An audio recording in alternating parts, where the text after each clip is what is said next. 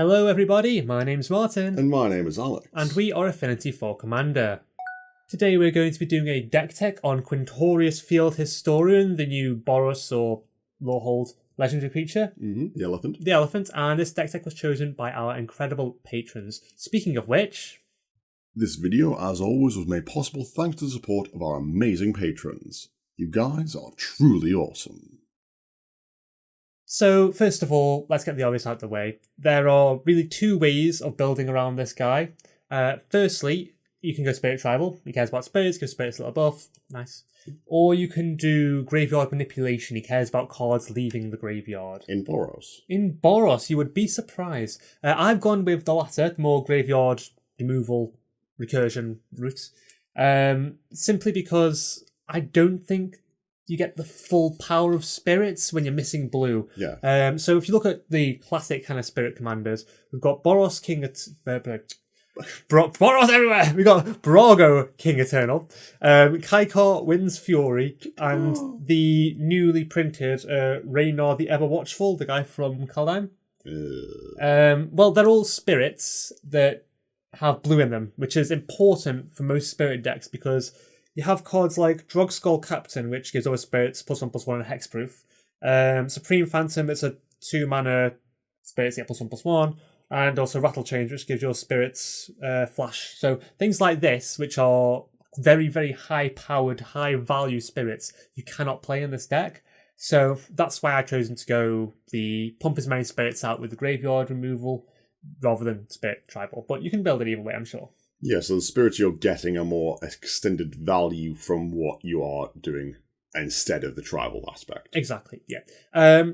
People are also going to ask, why aren't you running Hoffrey Ghostforge as the commander, who is the Dwarven cleric who says spirits you control get +1/+1 haste and trample, and also when a non-token creature dies, you bring it back as a token copy. Yeah. Another fantastic commander, but I think he lends more to value ETBs and value creatures rather than spirits. He is in the deck, but I prefer the elephant because you can do some cool explosive stuff with him that I don't think you can do with Hoffrey. Also, he's an elephant. He's an elephant. That's enough reason to run him, isn't it? So. And as always, guys, remember, if there's any card in this video that you yourself want to purchase, then be sure to do so through our affiliate links to these lovely places in the description box below. And don't forget to check out our latest sponsor, altersleeves.com. There's a link in the video description. Basically, long story short, you can get alternate art sleeves for putting your favourite cards. They look incredible, they're reasonably priced, much cheaper than getting a full painted altar. Go check them out. So the first thing I want to talk about is Spirit Lords. Now, I said it's not really Spirit Tribal as such, but you're making a lot of spirits, so being able to make them bigger, it's fantastic. So our commander obviously gives them +1/+0, and then he's making 3/2 spirits anyway, so they're 4/2 spirits. Make them bigger, make them better, why not? You know, it might as well go all out in it. So there's obviously Hoffrey Ghostforge, who we just mentioned. Yeah. He gives them haste, he gives them trample, he gives them +1/+1. Really powerful lord. And he also gives our few non-token spirits and other cards recursion on themselves. So he's generally a really good card. Just good. Next we have Long Forgotten Gohi. I hope I'm saying that right. Oh no, sorry, I've forgotten it. Oh my god. So such you broke me now. It's a 3-mana artifact that says arcane spells cost 1 less. Don't really care about that. But spirits get +1/+1. So it's a rock that pumps you dudes. So Phantom General, it's a 4-mana spirit, so straight away our commander likes him. It gives token creatures +1/+1, so it doesn't affect all of our cards, but the majority of our force are going to be these spirit tokens, so why not? Not the best stats, but like I say, our commander buffs him a bit, so a 3/3 for 4 with a lord effect isn't the worst thing. There are worse spirit lords out there, let's just say that. Next we have Balefire Liege, who has a very awkward casting cost. Gives red creatures +1/+1, gives white creatures +1/+1. When you cast a red spell, it bolts a player, and when you cast a white spell, you gain 3 life. Now, our tokens are both red and white, so they get +2/+2, which is really cool. Such a good card. It's really good, yeah. And speaking of awkward mana casting costs, Noblest of War is 5 red-white hybrid manas for a flying spirit. Again, all these are spirits, which I think is helpful for the deck. Well, it's not Spirit Tribal. It's not Spirit Tribal, but it has that the extra synergy is nice. He gives attacking creatures you control +2/+0. So only a partial lord, but when you're ready to swing for the game, he's going to buff your dudes quite nicely. So he's in there. A couple more which aren't really spirit related, but I think you should put in there. Intangible virtue. That's the word. Intangible virtue. It's 2 mana enchantment. Creature tokens get +1/+1 in vigilance. Nice and cheap to cast. Nice buff. Vigilance is always good. And finally, Parava of the Steel Legion, who I put in every single token deck since he was spoiled. As long as it's your turn, tokens get +1/+4. So the fact that your tokens are 3/2s or 4/2s of your commander out, he bounces them out to have a bit more toughness, so they'll be like 5/6s. Yeah. So that's not bad, really. But if you're going to be attacking with them, you might as well make them not die whilst they're doing so. Not dying is good. Not dying is also good. That's like quote of the day right there. Okay, so we've got the dudes that pump our dudes, but now we actually need to make some dudes because you can't attack if you don't have them. Stop saying dudes. Dude. So we want to be exiling cards from our graveyard, or just removing cards, but exiling is an easy way. We want to do it in little bits. We don't want to be like, exile everyone's graveyards, because then we've got nothing to exile. Yeah, it's instances. Little bits and pieces, just like sprinkle them in there. So one easy way of doing this is Flashback Spells. There are 40 cards of Flashback in Boros. Most of them are utter trash, but we do have some good ones, so we'll go through that. Some of them just have trash art. Purify the Graves is my favourite one. It's 1 white mana, exile target card from a graveyard. So you can do that, but it's flashback cost. So it will exile a card by its own ability, which gets your trigger. It itself is being exiled because you're casting it, which is the second trigger. And if you've cast it previously, then that's the third time. So like it's for 1 mana, and the flashback cost is 1 mana as well. You just go 1 mana, make a 3/2. Yeah. So like it's pretty good. I like it. And it also annoys that Merrin player. Yeah, you can target your opponent's stuff as well, right? Yeah. So yeah, it's fantastic. A card I love just simply because it upsets a lot of modern players I know is Faithless Looting. So we can still play that card, and that's a good way of getting cards in your hand, but you're also discarding cards which you can then exile. So fantastic in every sense of the word. Yeah. Love the card. Here's one for you. Rally the Peasants. For 3 mana, you give creatures you control +2/+0, and you can flash it back. It's a white card, but the flashback card's cost is red. So I think that's quite okay. It is Boros. But it's one of those where... Peasants, you peasants. But it's one of those where you can go for the win and just you can cast it and then recast it. Yeah, it's if it's in your graveyard, I imagine a lot of players will forget about it, and you can just be like, well, I can just buff my team by +2 power, and then you will have enough to be lethal.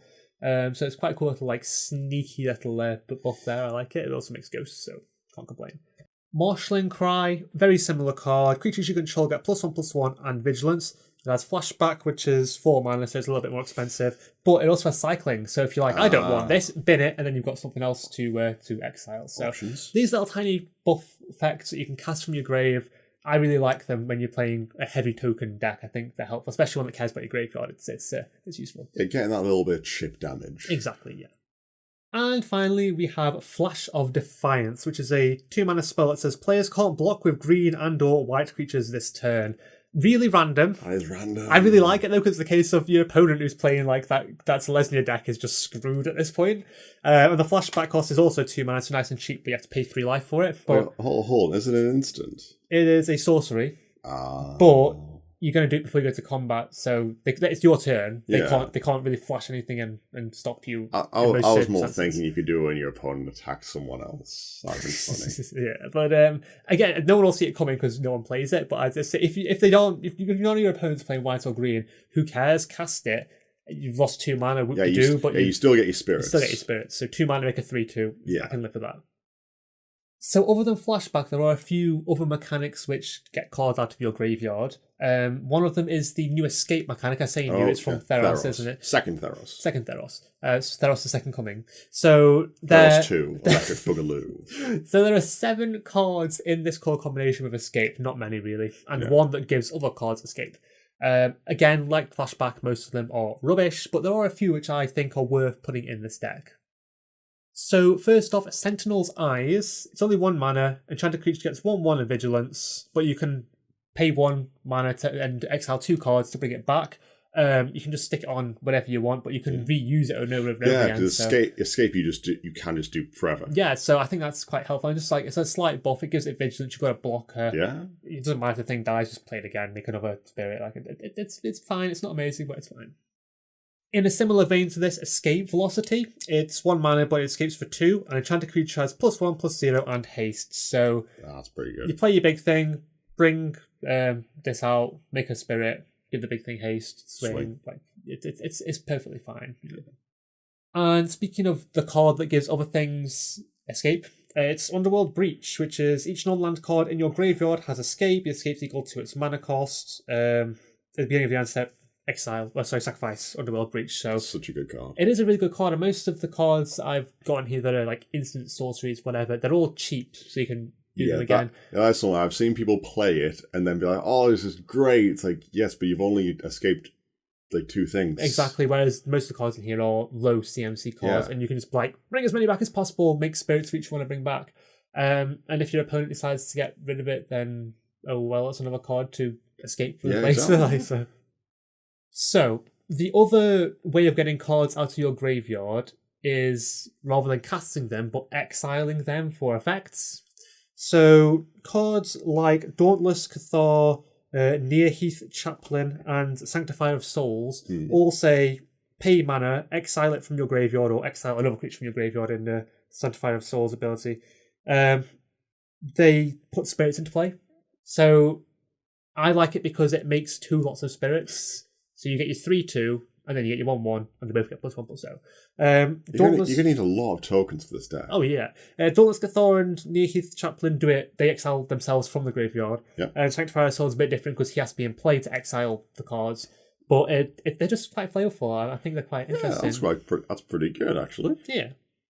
Other cards which do the similar effect, we've got Crook of Condemnation, Relic of Progenitus, and Scrabbling Claws. They all tap to exile a card from a graveyard. Yep. Some of them has to be your graveyard. Some of it is like a player exiles a card, so you can target some opponent, but they won't get to choose. Some you target the card. So you can use some of them to get rid of the cards in your opponent's graveyard that you know they're going to recur or that needs to be in there for whatever reason. But most of it is just a case of tap, exile this land, whatever, make a spirit. Yeah. Not amazing, but there are worse things that could be. We're in Boros, so our graveyard shenanigans are pretty limited anyway. And Relic of Progenitus is just a general good card anyway. Yeah, you don't really want to be exiling it to exile all graveyards unless you are desperate because you lose your own graveyard. Unless someone's just traumatized the Muldrow of the player, then maybe, but but it's options, which is... I'm never going to say no to options. Here's one for you. Ferexian Furnace. 1 mana, tap, remove the bottom card of target player's library from the game. You can also pay 1 mana and sacrifice it to remove target card from any graveyard from the game and draw a card. So, bizarre in the fact that you can't choose what the card is, it's just the bottom card goes. So, whenever they scryed, you're never getting it back. Yeah, but you can, like say, pay the 1 mana, sack it, do something, draw a card. So in your desperate scenario, like your worst case scenario, you're going to lose, you play this, you tap it, you make exile a card to make a spirit, you pay 1 mana, sack it, make another spirit, and then draw a card and hope you find an answer. So that's pretty cool in that respect. This is now possibly my favourite card for this deck. Alms. It's an enchantment for 1 white mana. No, just arms. ALMS. Oh right, okay, not just arms. No, but that would be pretty scary. Yeah. So for 1 mana, remove the top card in your graveyard from the game. Prevent 1 damage to any creature. So because it's pay a mana, do it. You can just do it as much mana as you've got. But you can also use it to stop the damage if your creatures would be dying. You can be like, no, and also make more creatures at the same time. But then this is also, unlike the other cards, this has to be the top card. Yes. So if the top card has escape, or the top card is when you've been saving to flashback, it's a bit annoying like that. Sure, but let's say it's your turn, and I'm next, and I've got 10 mana open, and I go, in your end step, pay 10 mana. Yeah. Well, even if you attack me, and I just go, pay 10 mana, none of your creatures dealing damage to me, I've got 10 3/2s, it's now my turn to swing. Like, it's very powerful in that respect. It needs a little bit of foresight and setup, but it's alright. It does seem pretty good. I'm just saying it's one of those things you have to consider it a bit more than the other ones. Yeah, I don't think your opponents are going to see it as a threat until you've already used it, by which way it's too late, so. With all those arms. Next up is Vault Robber. You can pay 1 and tap him to exile a creature card from your graveyard, and you make a treasure. So you make a spirit, you make a treasure. Again, not amazing, but treasure is mana. Boros needs mana. Rampant Boros. Yeah, it's just a little thing. And the worst case scenario is you have it, you block your opponent's creatures attacking you. You activate him, make a spirit, you make a treasure. He dies. He's done his job. I would pay 3 mana, 2 to cast him, 1 to activate it, to make a 3/2 and a treasure. That seems, and also block a creature. Yeah. It's totally fine. The next card is Soul Shepherd, which is 2 mana, 2/1 cleric. For 1 white mana, remove a creature card from your graveyard from the game, gain a life. So quite similar to Alms, but it has to be a creature, and you gain some life. Now, there's quite a few creatures in this deck. They're not exactly creatures you really want to be recurring. They're just little tiny bitty things. So you can do it. Like I say, not the best card, but it's an option if you feel like that. If someone's just like Mildew, or if you exile the right cards in your graveyard and you keep a load of creatures in there, then you can just be like, pay a load of mana and make a load of spirits. It's situational, I think is the word. Yes. And finally, we have Apostle of Purifying Light. Has protection from black, so hooray. And for 2 mana, exile target card from a graveyard, so you can do your own stuff, you can do your opponent's stuff. Another great card, the only issue is it's 2 mana rather than 1 to activate its ability, but it's generic, isn't it? It's generic mana, it's totally fine. So, next 3 are all robots. We have Cogwork Archivist, Junk Trawler, and next page, Hepatic Golem. Now, these all put cards from your graveyard on the bottom of your library. Right. Via various effects. Epitaph Golem's the best because it's pay 2 mana to do it, so you can repeat it. Okay. The others are like tap and do it, and are quite expensive mana-wise for what they do. But I like this kind of effect because you can then put that card in the bottom of your library to use again to put in your graveyard. So, like, it's not like you're losing cards, you're gaining cards back to do other stuff with. Or if you have a card that's been put in the graveyard, it's been destroyed by an opponent, put it back so you can possibly get it again later. Search it later. And it's more cards for you to get rid of in your graveyard to activate again, so it's recycling. Yeah. In a similar vein of this, we have Soldavi Digger, which is an artifact that says... What is that art? I know, it's weird, isn't it? But it's 2 mana, put the top card of your graveyard on the bottom of your library, so very similar to the whole, put the bottom card of your library on the top, it's like different. And then also Reito Lantern, a Kamigari card by the looks of it. Put the top card from a graveyard on the bottom of its owner's library. That's 3 mana to activate, so quite steep, but you can also choose your opponents. Yeah, so you can be like, no Moldrova player, put that card at the bottom of your library, it's never seen again. Yeah. So these are all cards have similar effects. Like, we're not working with gold here, we're working with what we can to get the job done, and it does get the job done, so. Little cantrip card next that I like. Not Forgotten. Put target card from a graveyard on top or bottom of its owner's library. Put a 1/1 spirit token into play. So you can be like, oh no, I really need that Apostle of Purifying Light or whatever it was called. I've completely forgotten what I said 5 seconds ago. But you can put that on top of your library, make a spirit, make a 3/2 spirit, and then draw it next turn to play it. So I like that one.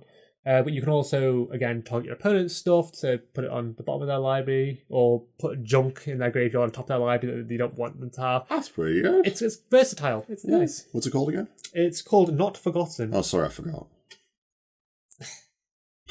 Next, we've got a couple of artifacts I like. Conjurer's Bauble, 1 mana, tap, sacrifice it, put up to 1 target card from your graveyard on the bottom of your library, draw a card. So it's essentially 1 mana, replaces itself, recurs a card, makes a spirit. Super high value for what it's worth. I'm getting the feel like Krenko's giving this deck funny looks. The other artifact I was talking about is Vessel of Endless Rest, which is a really cool name. Like that is Endless Rest. Oh yeah, it's a coffin. Of course it is. Whenever it enters the battlefield, put target card from a graveyard on the bottom of its owner's library, and you can tap it for add 1 mana of any colour. So yeah, it's a rock that does what you want to be doing. It's fantastic. It's my favourite rock for this deck. So now we're getting on to more recursion kind of things. I've put my favourite dinosaur in, Alex. I put it in every deck I can. It's Yodoro Wandering Monster. Now I like this because... It's a turtle. It's a turtle. But also, for 2 mana, you can cycle it. It goes to your graveyard, then it puts itself back in your library. So you can do this multiple times, and then if you do it, 4 times, then you just get a 8/8. But also, if you happen to be late in the game and you've got a spare 7 mana, here's an 8/8 Trample Haste. It's a turtle. It's 2 mana, replace this card for another card, make a spirit, or you can mana out. Which is pretty good. Yeah. And the next 2 are Goblin Welder and Goblin Engineer, which literally swap an artifact in play for an artifact in your graveyard. We run a lot of artifacts in this deck. You can do this every turn to make another spirit. You can get rid of your rubbish artifact and bring back something much more appropriate. They're just neat. They're just neat. It's just neat. Thanks, I Marge. think they're neat. New one from Strixhaven now. Reconstruct History. 4 mana, so quite high end, but return up to 1 target artifact, 1 target enchantment, 1 target instant, 1 target sorcery, and 1 target planeswalker from your graveyard to your hand. Exile this card.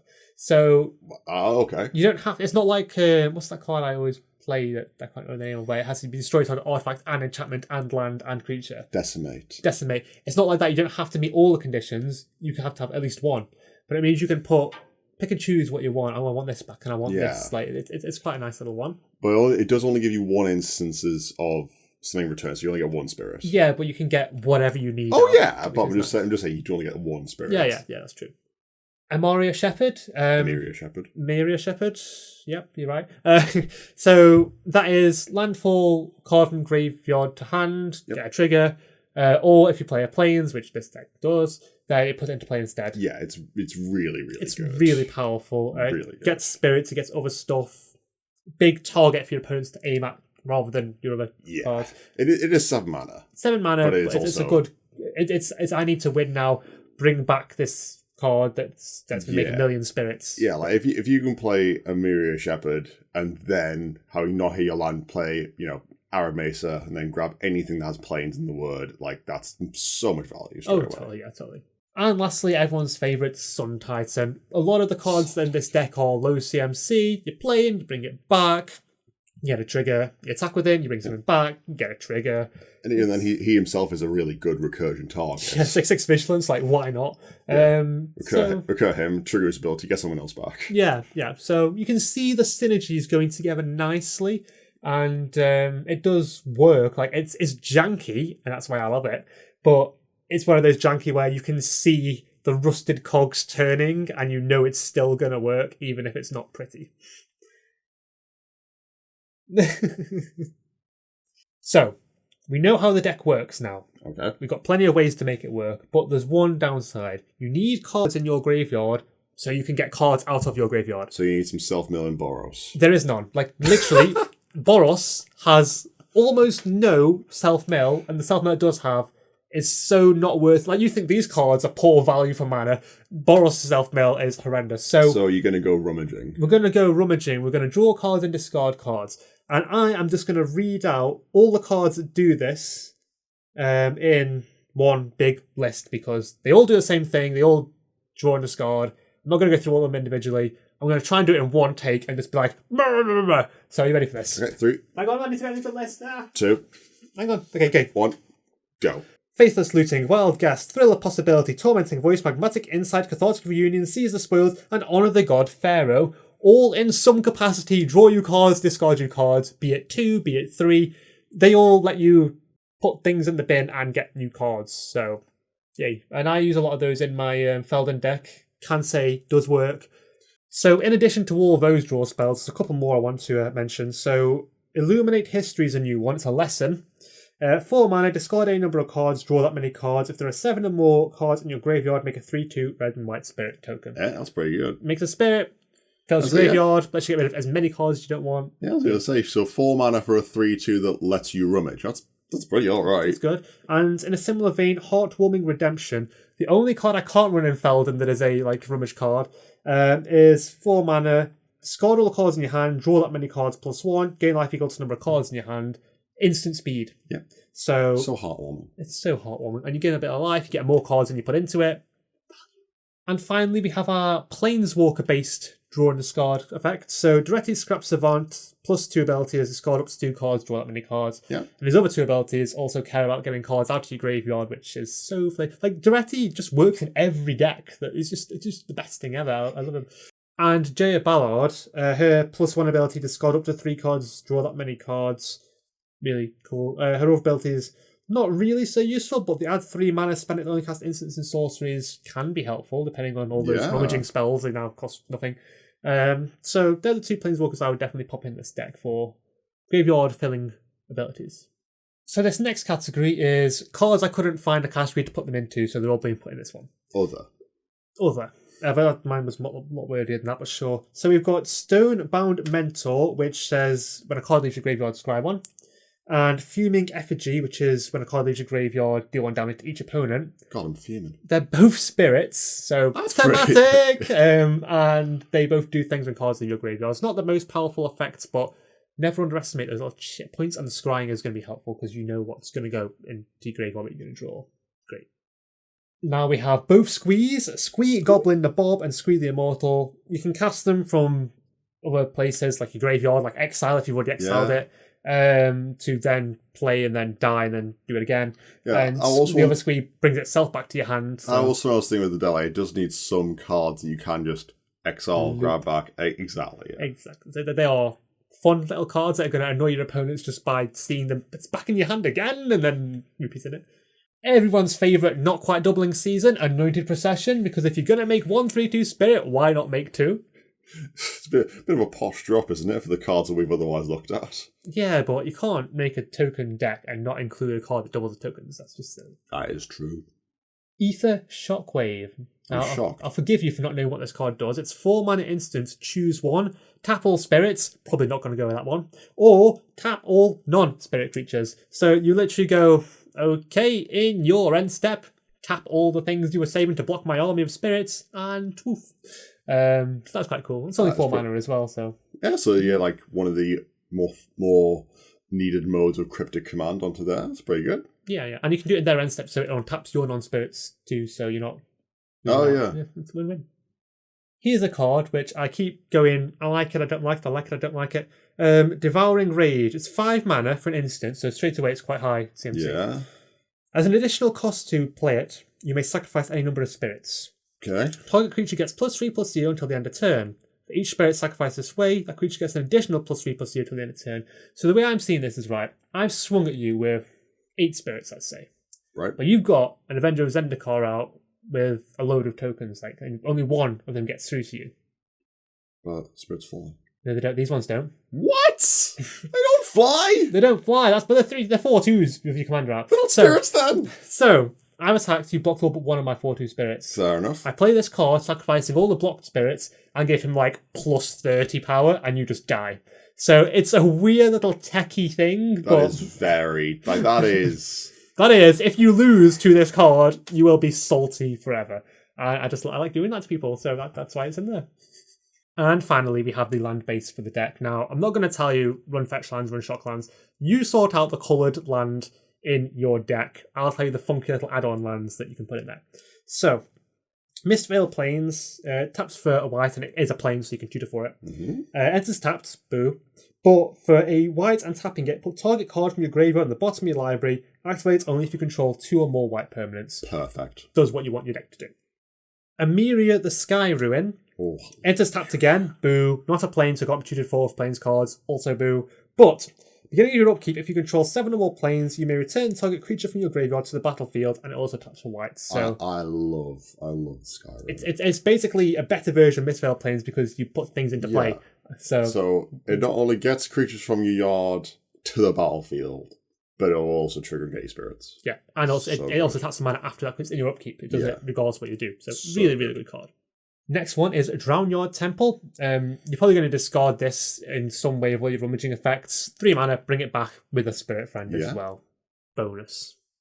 And then these next 3 I'm going to categorise together. We've got Buried Ruin, Hall of Helios Generosity, Petrified Field. The Ruin brings an artifact back from your graveyard to your hand.